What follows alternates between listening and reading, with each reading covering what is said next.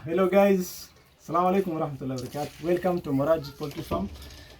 Leo bana tuko na specialist. These are one of our YouTube subscriber.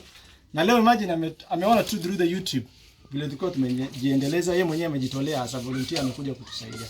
Bro, karibu introduce na mwambie. Okay, kwa majina naitwa Warido, an animal health production officer. Mimi nimependezwa na kazi ya vijana wameanzisha. Ikabidi sasa nipe volunteer support. At least hata wafike mahali ile kazi wameanza wafikishie vizuri. So Kenya kwanza imenipendeza ni material walitumia. These are locally available material they use. Okay, this is now feeding, ini ya kufeed. Alafu there is also this one which is designed for one old chick. Then there is also now drinkers. This is a drinker. The idea only Kenya mimi nimeongezea ni a brooder. The brooder is very important for one old chick, for a day old chick.